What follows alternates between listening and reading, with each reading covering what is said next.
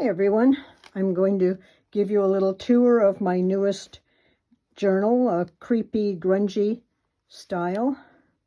And one thing I'm really excited about that I was thinking about in my head for quite a few nights actually, was how to do a window in the spine while still being able to hand stitch each of the 3 signatures in.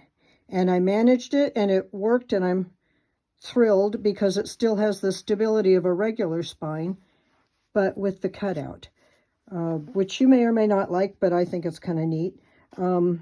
It's stitched through and hidden under each of these little wax seals. And then I've got something else on the cover that I really had fun making, and it's a little booklet. Let me set this down and hope you can see it okay. Trying something new with the camera, so we'll see if it works. Anyway, this booklet is also stitched on, and it opens up to show a fabric flip. Some really cool fabrics. See if you can see them all okay, the nice textures. And also there's a window on the back. That's a photograph I took in New Orleans, by the way. And it flips over onto the back. And on the back, there's a tab that you pull, and it opens to another image. And then you can pull the tab all the way out, and it flips over to the skeleton again. So that was kind of fun to be able to do that. That's an old book I have, image in the book. This is padded fabric, and then with padding underneath it, and lined with this Halloween type fabric. And as I said, there's 3 signatures, and so I will do a flip through of them. This first one I'm really excited about too, because it was an accident the way that image showed up on the paper. That's EKG paper that my sister-in-law gave me from her mom. Her mom had been a nurse, and I guess that was some extra paper they were tossing out. And so that I was ironing it to get the roll out of it, and it just made that image, which I just love. It's just really creepy. So, and you'll see a lot of pictures I took in here that I took in New Orleans, which seemed to suit the theme. And there's no kit used on this. These are all things that I've made or found.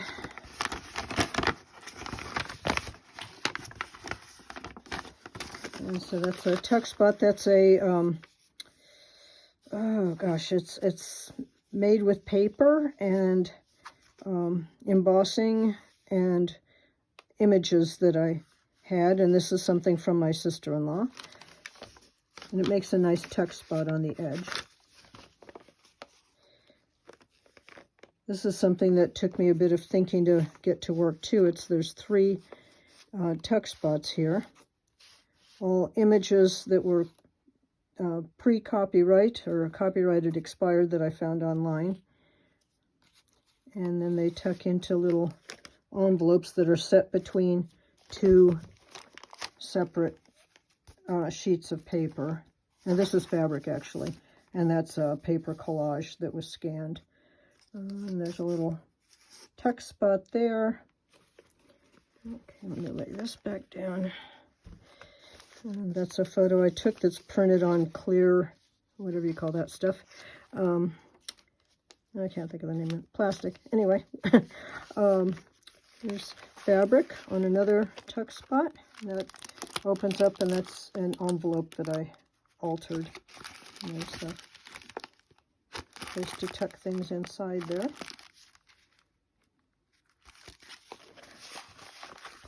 That's a scan of some fabric. And that just clips over the edge. And the back is a corner of a hanky, vintage hanky.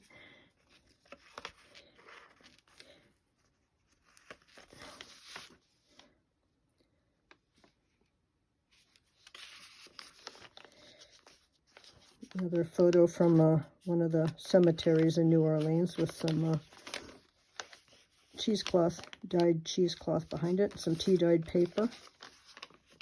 And this, by the way, was from my collection of vintage ephemera. There's another tuck spot. That's one of those things you get on your cup of coffee that I used. And I need a little booklet.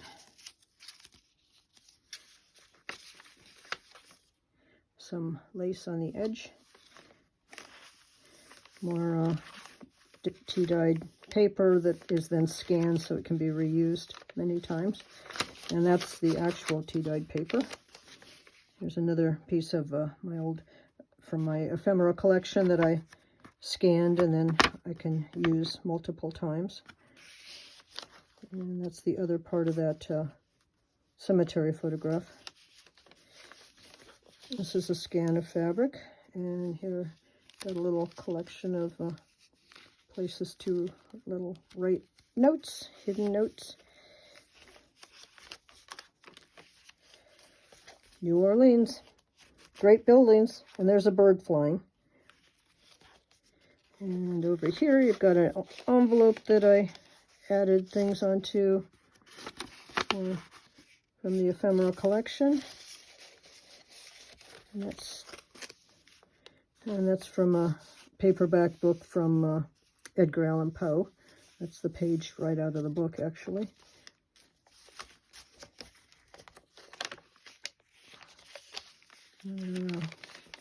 Clipped on place to journal, write notes. That's a photo of a old house I took that I then altered to make it look creepier. And that's a wax seal that my sister-in-law made. There's the back side of that EKG paper, and you can see the way the iron, something about the chemical makeup of the paper and the iron working on it with the heat that just made that really creepy image. That's the end of the first signature, and there you can see how I stitched top and bottom. I stitched the signatures complete themselves. And let me see where the center was on this one. Let's see. It's here somewhere. Anyway, where'd it go? The center is, oh, there it is. Oh, yeah. That's an image that I created. So you can see that this first signature is completely stitched and then stitched again into the spine, top and bottom, to hold it in place. It's kind of loose, but it's going to stay. And now starts the second signature. Oh, and by the way, the cover is made from cardboard that's reinforced, extra reinforced at the spine. And here's the next signature. Another photo I took that I made a card, and that's some paper that we dyed and then scanned. That one turned out really neat. That's, again, tea or coffee, I don't remember which. It's another piece of old ephemera.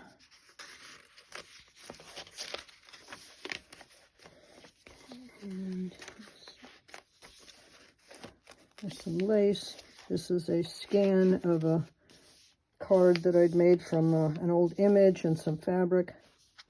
That's an image I took, a photo I took in the cemetery. Makes another tuck spot. That's a paper clip, altered paper clip actually. Another New Orleans door.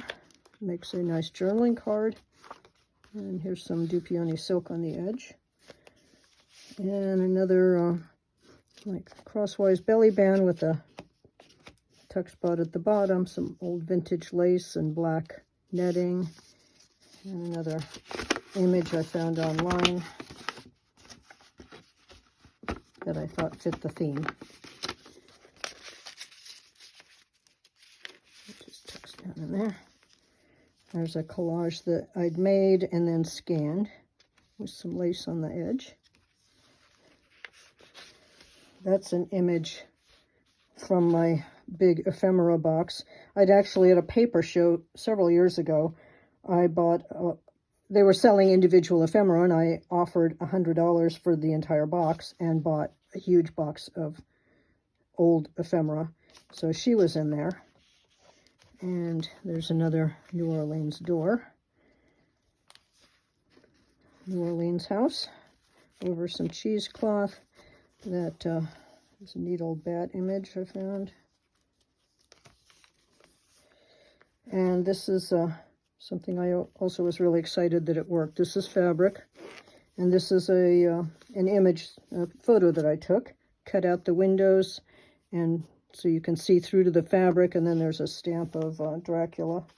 It just makes for a neat, creepy, three-dimensional page. And that's another photo I took in New Orleans. Here's some Dupioni silk.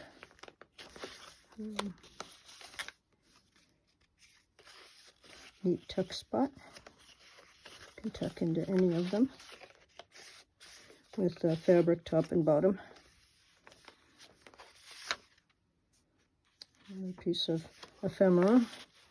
And there's some more Dupioni silk and cheesecloth. And here's a little tuck spot, a little booklet.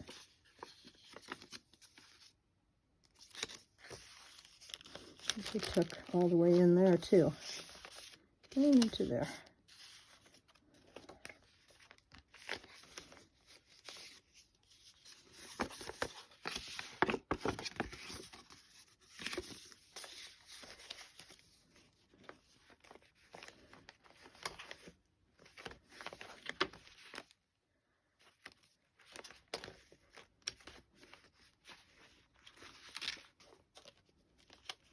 This fabric along the edge and some lace. And it's a big journaling card. Another image that I downloaded and printed that's copyright free, so it's available for public use. And that's the second signature, also stitched into the spine, top and bottom, after being stitched itself, and that's the center of the second signature. And now on to the third signature, another cemetery image that I took, and a tuck spot for a little booklet. There's a piece of fabric, image from my ephemera box, and a page from Edgar Allan Poe's book. That's a crow image. I took that picture in Palm Springs, California.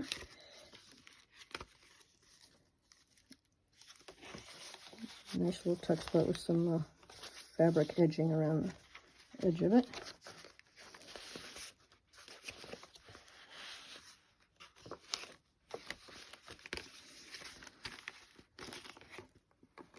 This one just opens up multiple ways. There's lots of tuck spots and places to write.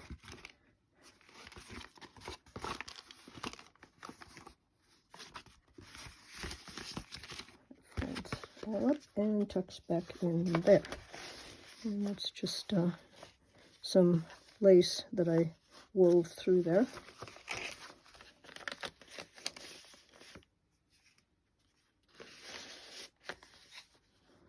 That's an image I created. And there's another photograph that I took and then altered it.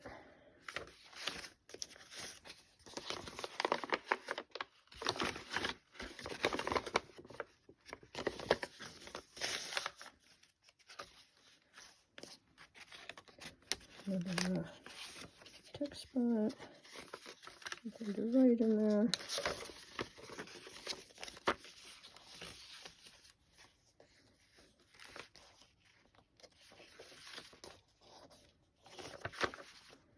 And the other side of the lace. And that's the back of the book, ending with another cemetery picture. And you can see that is also stitched into the spine, top and bottom. And then this is hand stitched through the cardboard, so it's nice and has good stability. And there you can see all the pages and the window in the spine. Well, thank you for watching, and I hope you have a good rest of your day or evening. Bye-bye.